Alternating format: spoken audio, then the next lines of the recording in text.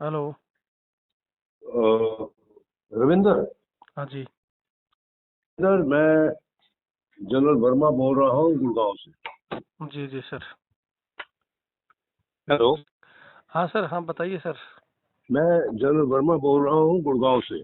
जी मैंने ये जो अग्निपथ स्कीम का बहुत स्टडी किया है। जी जी। इससे बेवकूफ़ी की स्कीम हो ही नहीं सकती।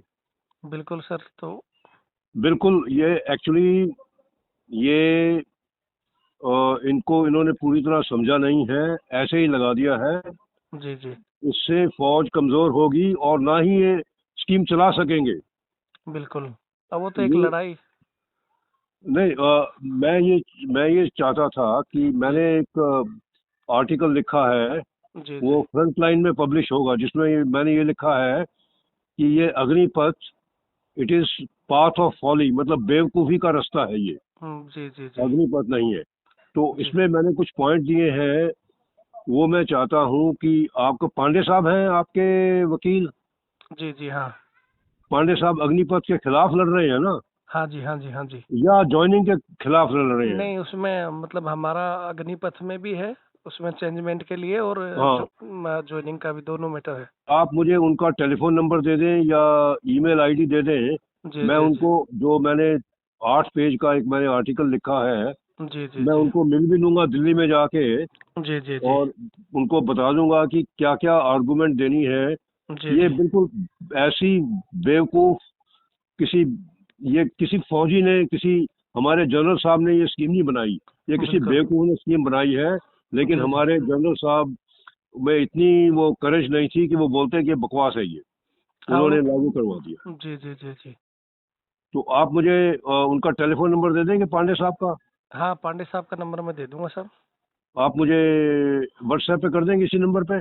हाँ, इसी नंबर पे मैं व्हाट्सअप कर दूंगा आपको। ठीक अब है, एक बार ठीक। मोटा मोटा बता दें तो हम कम से कम इसको बाकी लोगों तक भी ये आपकी इसमें चीज़ें। एक ऐसा है कि वाइस चीफ ने ये बोला, पहला काम, जी कि 10 साल के अंदर जी जो स्ट्रेंथ होगी उसमें 50% अग्निवीर होंगे और 50% एक्स अग्निवीर जो सोल्जर बन जाएंगे। जी जी वो, अगर 12 लाख की हमारी फौज है, जी जी तो वो बोलते हैं कि 10 लाख के अंदर, 10 साल के अंदर 50% आधे अग्निवीर होंगे और आधे एक्स अग्निवीर होंगे।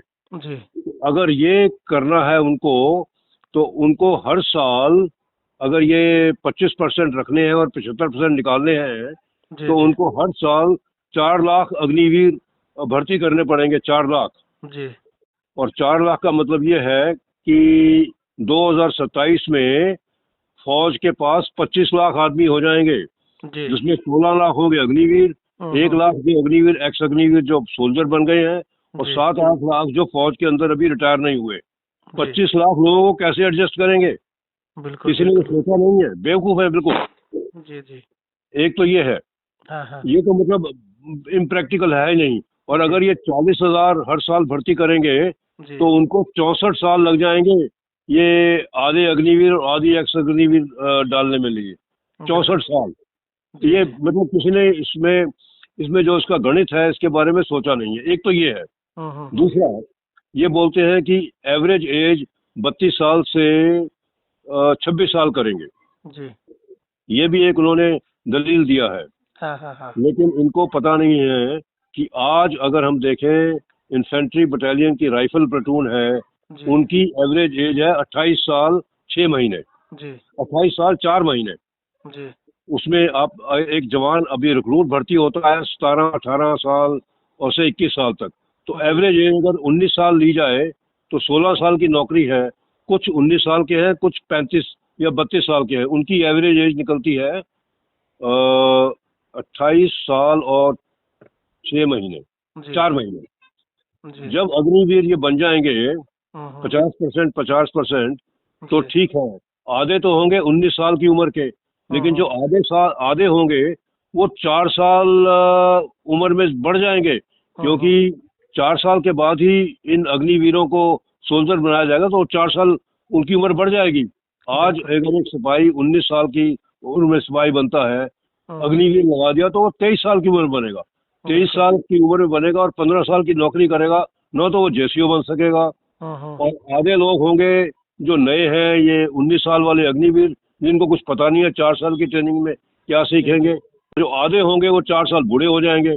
जी तो उनकी एवरेज निकलती है, जो मैंने वर्कआउट किया है, जी। वो है 27 साल और 6 महीने। तो 10 महीने अगर किसी ने आपने 10 महीने उम्र कम कर दी तो फौज यंग कैसे हो जाएगी?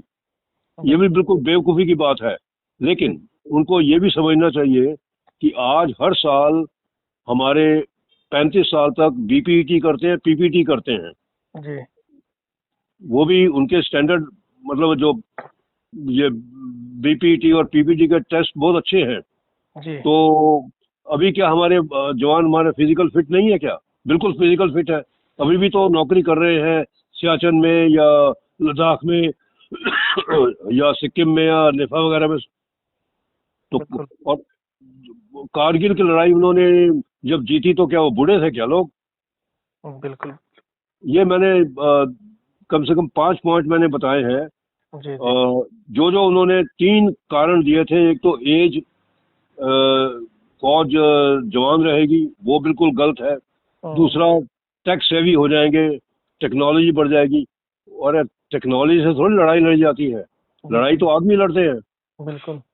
और तीसरा बताया इन्होंने कि 4 साल के बाद जो 75% निकल जाएंगे, जी जी। उसकी जगह और भर्ती हो जाएगी तो लोगों को नौकरी मिल जाएगी। क्या हमारी फौज फैक्ट्री बनी हुई है लोगों को नौकरी दिलाने के लिए या लड़ने के लिए? बिल्कुल सही बात बताऊँ। मैंने ये 7-8 पेज का एक आर्टिकल, अंग्रेजी की मैगजीन है फ्रंटलाइन, वहाँ जी भेजा हुआ है और अगले महीने वो छपेगा। जी लेकिन मैंने सोचा कि पांडे साहब से मिलके जी मैं ये उनको बताना चाहता हूँ कि ये ऐसी वाहियात, ऐसी बेवकूफ़ी की स्कीम जी मैं जी। तो समझ नहीं सकता कि कोई हमारे जनरल साहब ने मानी होगी। लेकिन सब लोग जो ये राजनेता बोलते हैं वो हाँ में हाँ मिला रहे हैं। बिल्कुल बिल्कुल। हाँ, तो उसी के लिए तो अब जैसे जो हमारे रिटायर्ड अधिकारी हैं उनको तो पहल करनी चाहिए इस विषय में, भाई कहीं ना कहीं मैं लागू। कर रहा हूँ ना, मैं कर जी रहा हूँ। मैंने नहीं, और भी हैं, प्रकाश जी कटोच साहब हैं, जी प्रकाश मेनन हैं, जी और जी जनरल शंकर साहब हैं जो आरटी के डीजी थे। जी जी उन्होंने, सब लोग सुनता नहीं है। लेकिन अगर कोर्ट में ये, और अगर आप जंतर मंतर में कब ये मीटिंग कर रहे हैं, कुछ कर रहे हैं आप? आप तो हमें आदेश करो साहब, जब भी आपको हो तो हम एक कर देंगे जब आप बताओ एक कि बार भी। आप करवा दें वहाँ। मैं प्रेस के सामने ये बताने को तैयार हूँ जी कि जी ये स्कीम कैसी बेवकूफ़ी की स्कीम है। जी मैंने जी इसका नाम दिया हुआ है, अगली पथ नहीं है, ये पाथ ऑफ फॉली है। ये जी बेवकूफ़ी का रास्ता है ये। जी जी जी नाम दे दिया अग्निपथ, लेकिन ऐसी वाहियात स्कीम। क्योंकि जब से ये स्कीम आई मुझे तो इतना अफसोस हो रहा। मैंने इसका बहुत स्टडी किया और मैं ये नतीजे पे निकला हूँ कि जी ये स्कीम चल ही नहीं सकती।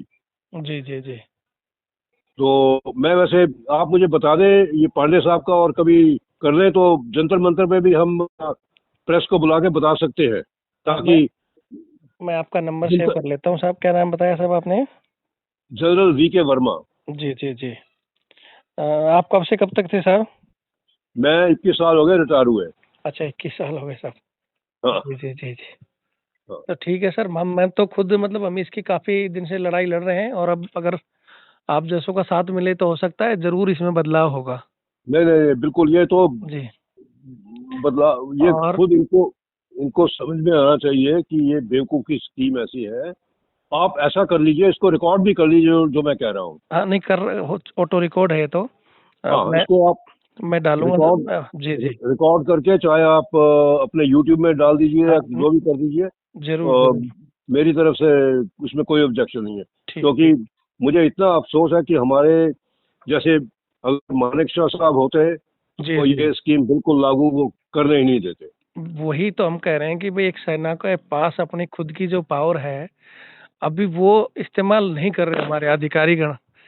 मानिक शाह साहब ने कोई जमाने में मतलब प्रधानमंत्री जी को हड़काने की हिम्मत रखी थी। अब बिल्कुल। अब हमारे पता नहीं कौन सी हो, बस एक या तो राजनीतिक में एंट्री मारने की इच्छा, क्योंकि एक दो हमारे जनरल साहब वहां पहुंच गए। अब या तो इनको हाँ, कहीं ना कहीं वो लालच दिया है कि भाई भविष्य में आपको उधर नहीं नहीं ले, नहीं, देखो, और एक सीडीएस पद अ, बना दिया एक।